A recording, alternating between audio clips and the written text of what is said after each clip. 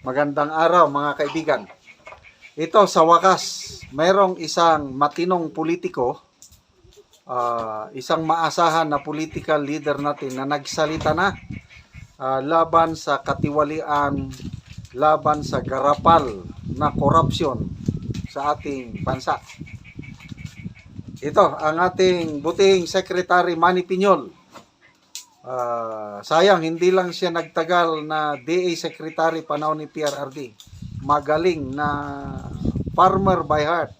Ito sana ang makakatulong sa mga farmers natin kung nagtagal lang siya. Okay. Ito, mayroon siyang post 12 hours ago. Simple lang yung kanyang post, malaman. Sabi niya, never thought I'd see the day when politicians brazenly steal billions and straight face say they do it to help the poor. Tagalog ko Hindi ko akalain na darating ang araw na makita ko na ang mga politiko buong tapang, buong kapal ng mukha na magnakaw ng billions of pesos, tapos ipagmamayabang pa nila na ginagawa nila pagtulong ito sa mga pobre. Wala siyang binanggit na pangalan.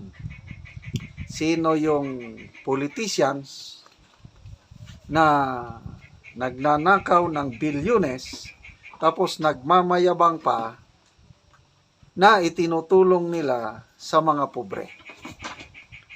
Bahala na po tayo kung sino itong mga politicians na yan. Hindi ko na rin lang papangalanan.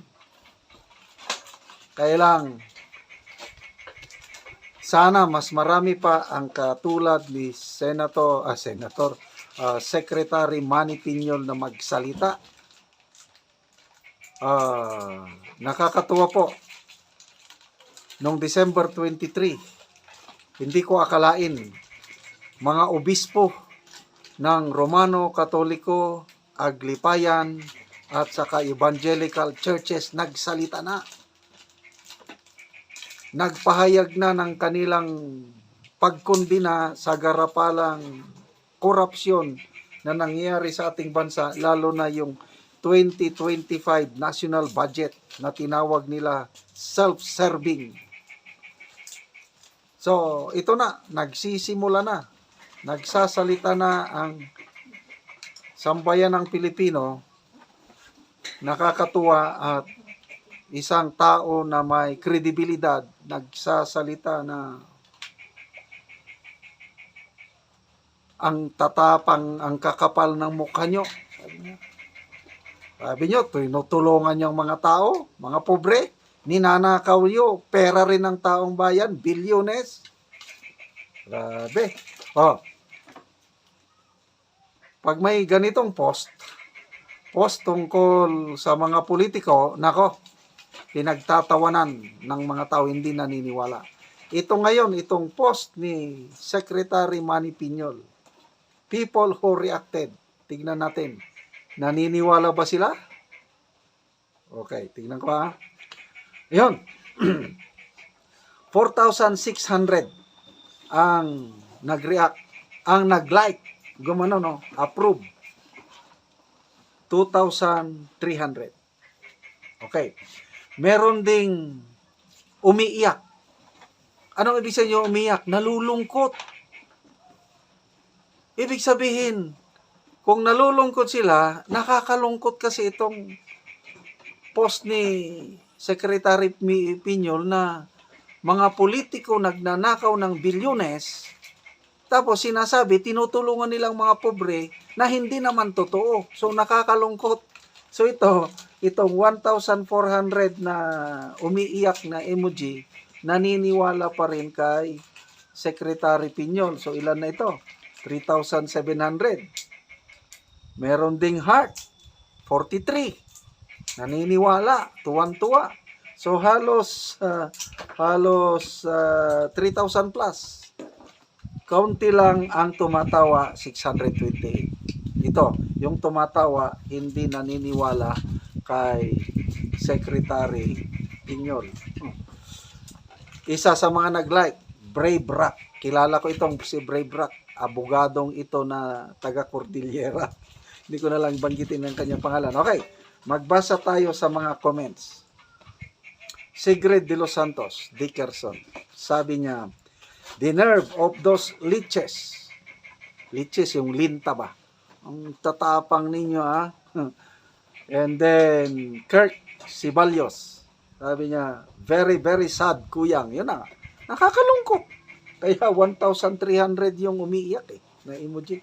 Very, very sad, kuyang. Keep up the good fight. Someday our kababayans will wake up and see all those corruption to the core and do something about it. Hope to see it in my lifetime. Sino pa? Susuri Salinas. I hope we'll see the day these politicians will pay the consequences of their doing. Al Lacerna. I totally agree, sir. My question in my mind every time is that why our president didn't make any pronouncement regarding this issue. Is it because he's hiding something and is scared to be blackmailed by the people surrounding him? Dan, sabi niya, they didn't help the poor. Instead, they make them lazy and beggars. Agree ba kayo dito? Yung ayuda, tinuturoan nila na maging tamad at karoon ng utak palimos itong inaayudahan nila. Alex Butik, they indeed help the poor but make them poorer. Oh, medyo sarcastic ito. Tinutulungan nila ang mga pobre na mas lalong maging pobre. Yung ginagawa nilang ayuda. Michael Narvaez, let us unite to fight corruption in government. Mark Benson Navera, Sir Manny Piñol, I think they have been doing it for the longest time. However, this one is the most garapal. It is robbery in broad daylight. What a shame. Jonathan Glenn Ramos, legalize corruption in the guise of charity. Jonathan Navarro, hundreds of billions every year disappear just like that. Politicians' pockets get fatter. Flooding gets worse. Maribek Chua, this is so far the worst government the Philippines ever had. Never to Marcos again.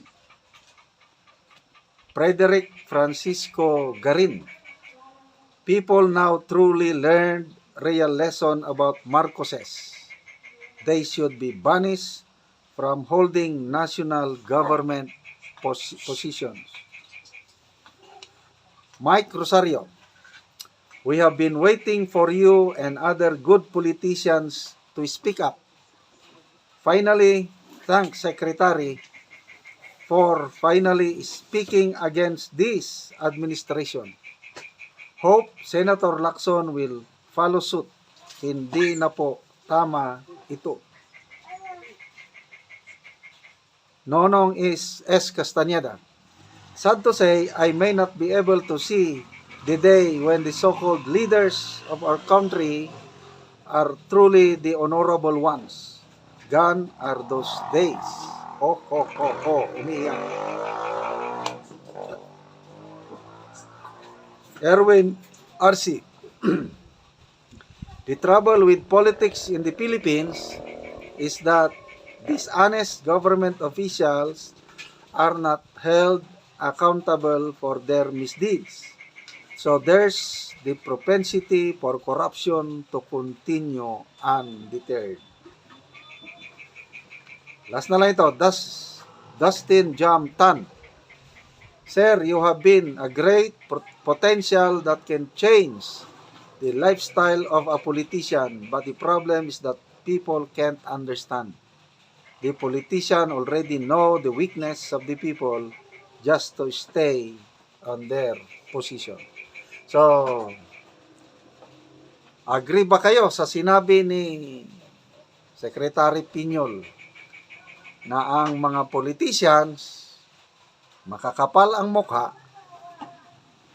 nagpapanggap na tumutulong sa mga pobre, kaya lang in reality, ninanakaw nila in broad daylight billions of taxpayers' money?